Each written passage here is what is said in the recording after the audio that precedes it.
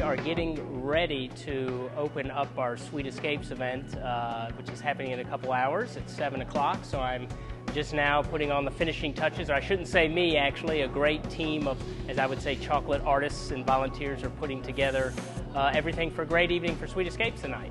An event that support the cause to help these people attain these goals and these dreams and help them out of trouble when they find themselves in trouble of losing their homes. It's about giving back to the community and giving a little bit of time and effort. It's definitely about caring.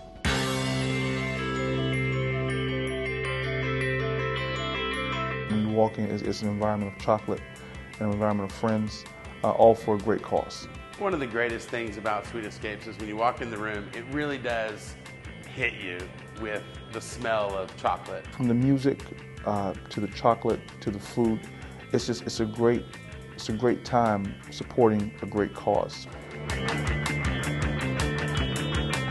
very exciting to see 300 people who come together, not just for a good time with food and fellowship, but about housing families in our community. So it's just, it's an exhilarating feeling, actually, exhilarating. I'm just overjoyed when I walk into that event.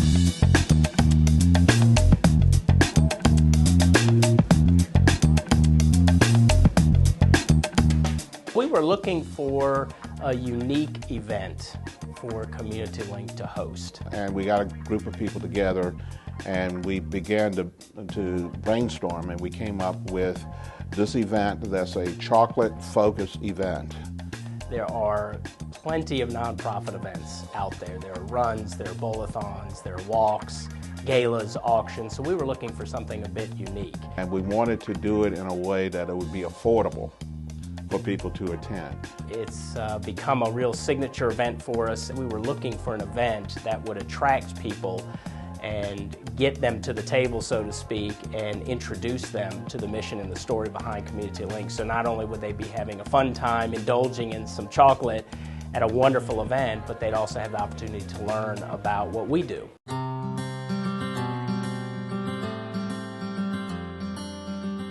Community Link began here in Charlotte as the Travelers Aid Society, and they were incorporated in April of 1929. And our purpose was to help stranded travelers and folks who found themselves here in the Charlotte-Mecklenburg area and were either looking for jobs or just found themselves stranded, and we were able to relocate them back into their home community or back to a safe, supportive home. In the mid-1990s, the name was changed from the Travelers Aid Society to Community Link Programs of Travelers Aid Society of Central Carolinas Incorporated. The real idea was preventing homelessness in our area, and that remains core to our mission today. 40% of our workforce do not earn enough money to afford safe, decent, affordable housing, spending 30% of their gross income on housing.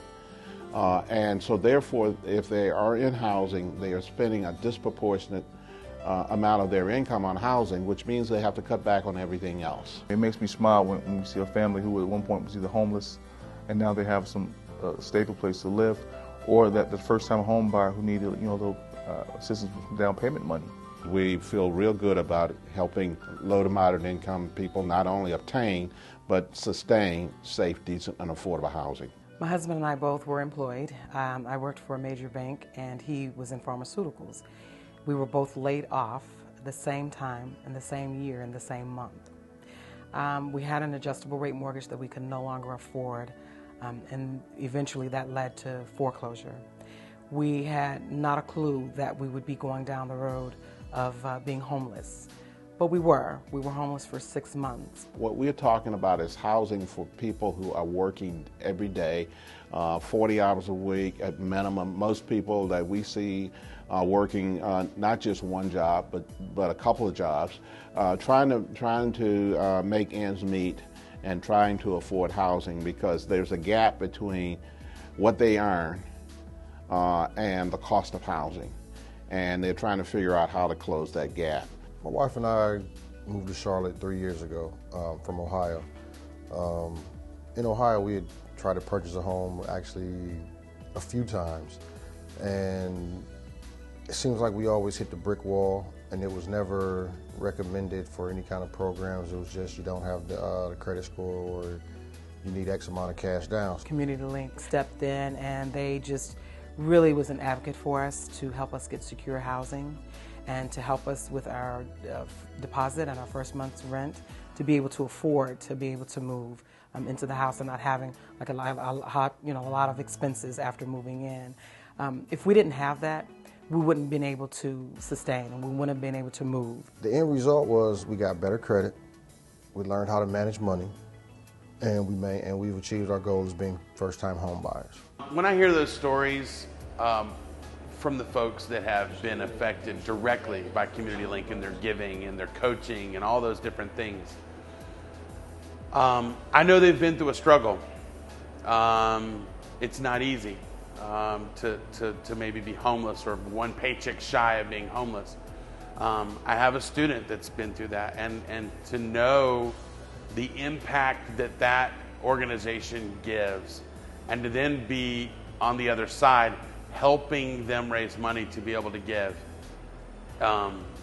it's an awesome feeling. Their expression of appreciation, the smiles on their face, the tears of joy is what really motivates me. I only have to see it occasionally and hear the stories of people whose lives have been impacted by our work, and they are now have a place of their own that they can call home. It pulls at my heartstrings tremendously.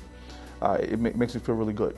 When I think about what gives me chills when I work at Community Link, it's really when I have the opportunity to sit down and talk with a customer who we've helped in their life. And the chills come when they start sharing with me the struggles, the challenges, the sadness, the fun, or whatever they've had in life and what led them to Community Link. And the fact that when I'm talking with them, it means they're in their home.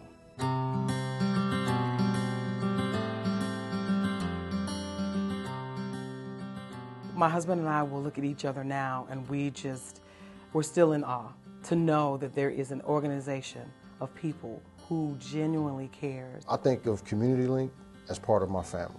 There is a light at the end of the tunnel because that light for us was definitely Community Link.